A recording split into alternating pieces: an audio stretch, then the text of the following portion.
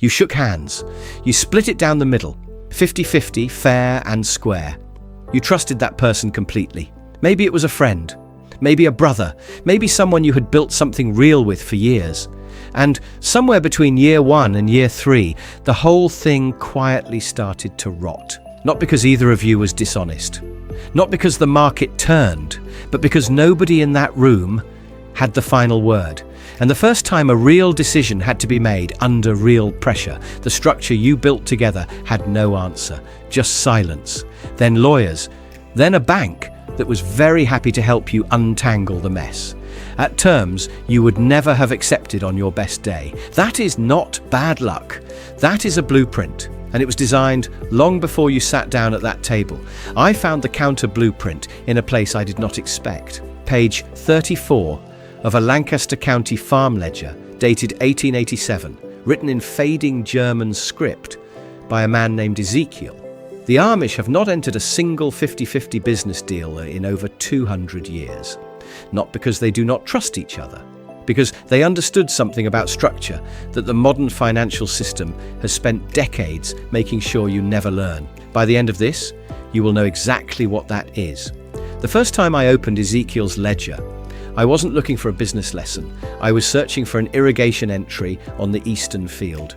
But on page 34, written in that tight, deliberate German script, filling every margin of this 1887 document, there was a line that stopped me cold. It wasn't about crops. It was about a partnership that had gone wrong. And beneath the account of what happened, Ezekiel had written one sentence I've been thinking about ever since. 2 men who own equal shares own nothing. They own only the argument that will destroy both of them. It sounded like something you stitch onto a pillow and forget. But the more I dug into Amish business history, the more ledgers I traced, the more community records I found, the clearer it became that this wasn't philosophy. It was a structural observation built from generations of watching equal partnerships collapse, watching families lose everything, watching trust turn into courtroom battles. The Amish didn't arrive at their partnership rules through sentiment. They arrived through pattern recognition across centuries. And what they saw, they encoded so deeply into community practice that today, across Holmes County, Lancaster County, and the Indiana settlements, you will not find a single traditional Amish business built on a 50-50 foundation. Not one. The question is why? And the answer is going to reframe every business relationship you've ever considered. Let's start with what 50-50 actually means when you strip away the emotional appeal. You're going into business with someone you trust, equal effort, equal risk, equal reward. That logic is real, and I understand why millions of partnerships start at the halfway line. It feels respectful. It feels like the right way to honor a relationship. But here's what Ezekiel understood, and what behavioral economists at Harvard and Wharton have since confirmed. The moment you create a 50-50 structure, you don't create equality, you create paralysis. Because in any partnership, decisions must be made constantly, daily, under pressure, with incomplete information.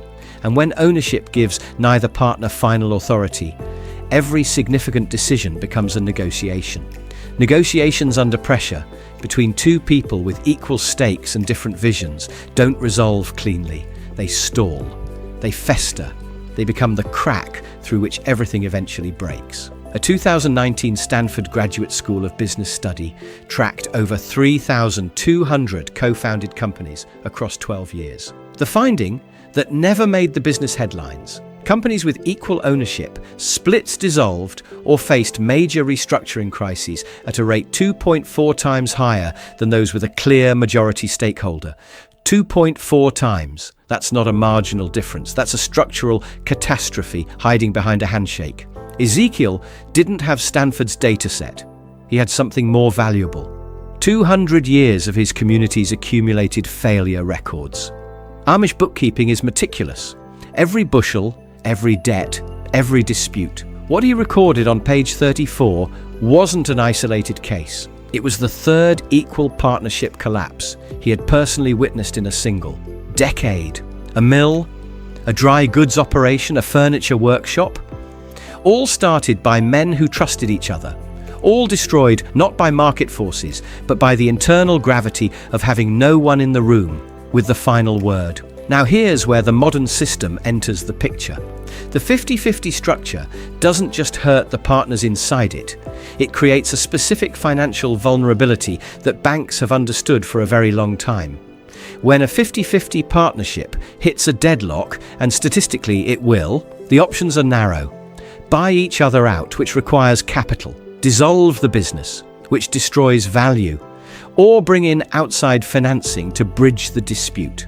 Every single one of those paths leads to the same door, the bank's door. The moment your equal partnership fractures, you become an extraordinarily profitable customer, distressed, motivated, willing to accept terms you'd never accept under normal conditions. This isn't conspiracy, this is incentive alignment. The financial system doesn't need to engineer your failure, it simply waits for the structural flaw you pre-installed into your own foundation to do its work. And a 50-50 split is that flaw baked in from day one. So what do the Amish do instead? The foundational Amish partnership principle, what I think of as the Ordnung of ownership, their term for the ordered structure governing community life, is that every business relationship must have what Ezekiel called a Hauptverantwortlicher, the one primarily responsible, not the one who works harder, not necessarily the one who contributes more capital, the one who, when the moment of decision arrives and no consensus exists, has the authority and the accountability to choose. One person, one final voice. And the ownership structure must reflect that reality before the first dollar is invested. In practice, Amish partnerships run at 51-49 or 60-40, or sometimes more asymmetrically. The specific numbers matter less than the principle they encode, clarity of authority. The minority partner isn't lesser in skill or contribution. Ezekiel's records are full of cases where the minority stakeholder was the more experienced craftsman, the harder worker. What the structure defines isn't worth. It defines who owns the final decision, and therefore who owns the final accountability. That distinction is everything. Modern business culture consistently blurs this line, and the blurring is expensive. We've been trained to conflate ownership percentage with respect, with trust, with acknowledging someone's value. So when you offer a partner 50% of something you're building, it feels generous. What it actually does is guarantee that the first serious disagreement over a hire, a price, a pivot will have no clean resolution. You've built a machine with no steering wheel and handed your partner the other half of the key. And this is the point most business advice gets wrong. The problem with 50-50 isn't distrust. The Amish aren't avoiding equal splits because they doubt their partners. These communities run on profound mutual trust. People who lend on a handshake, who rebuild a neighbor's barn after a fire without being asked. Trust is not the issue. Structure is the issue. You can completely trust someone and still create an unworkable decision architecture together. Those two variables are independent. The Amish understood this in the 1880s. Long before organizational psychology had language to explain why. Now, I've been building towards something. Everything I've described is the foundation. But Ezekiel's ledger contains a third layer, one he mentions least frequently, almost as if he assumed any reader already knew the first two and was recording the third, only because it was the most often skipped. I've cross-referenced it against records from 3 other Amish settlements. The same practice appears in all. When I ran the compound interest math on what this mechanism does to a partnership's long-term financial outcome, the result was stark enough that I want you to have full context before I explain. The first 2 layers protect collapse. This third layer is what actually builds the wealth. In every Amish business partnership, Ezekiel documented 11 over his working life. The profit distribution was never static. The 51-49 ownership split governed decision authority and assets, but the actual distribution of profits each year was adjusted through a written annual assessment of each partner's contribution to that year's outcome. Not hours logged, not tasks complete. What did each partner's decisions actually produce? And the person facilitating this review, a role Ezekiel called the Zeuge, the witness, was neither partner, a trusted community member from outside the business, applying the agreed criteria without emotional investment in the result. Modern organizational consultants call this a dynamic equity model, considered sophisticated and progressive. Ezekiel's community was doing it in Lancaster County in the 1880s with an elder and a ledger, because they understood something the modern equity framework still misses. The person most valuable in year one is not necessarily the most valuable. Locking compensation permanently to a founding moment is a photograph of a relation, and photographs of relationships are where resentment grows. The Zeuge Review also created an annual ritual of accountability, forcing both partners every year to articulate what they had contributed and what they had not, in the heat of a dispute, calmly with documentation, in front of someone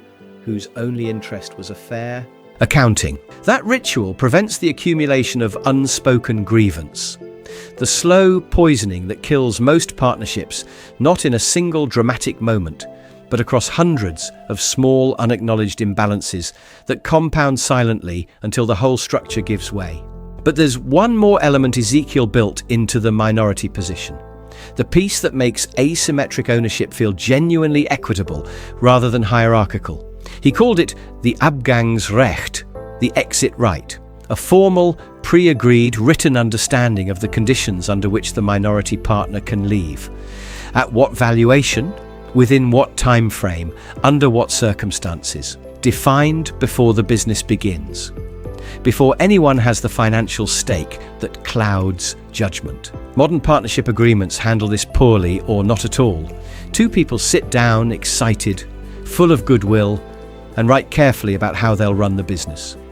Almost no one writes a dispassionate document about how they'll separate, because separation feels like failure. But Ezekiel's community treated exit terms as the most important document in the entire relationship, because pre-agreed exit terms are what makes asymmetric ownership genuinely acceptable to the minority partner. You're not giving me 49% and trapping me. You're giving me 49% and a clear, fair door if this stops working. That changes the entire dynamic. Kahneman and Tversky's loss aversion research explains precisely why exit ambiguity is so destructive. When a minority partner has no clear, pre-agreed path out, they can't leave cleanly, so they stay and fight. And the fighting over decisions they don't technically control but feel too invested to concede turns a functional 51-49 into a practical 50-50 deadlock anyway. The Amish solved this not with legal complexity but with community honesty. Define the exit before you build anything, because the people least qualified to design a fair separation are the ones who've already invested years and money together. This three-layer system, asymmetric authority, pre-agreed exit terms, and annual dynamic profit review with a neutral witness, is the actual architecture behind the Amish community's extraordinary business continuity. Small operations, mills, workshops, trade businesses, yet they persist across generations in a way that modern small businesses, failing at 65% within 10 years according to Bureau of Labor statistics data, simply do not replicate.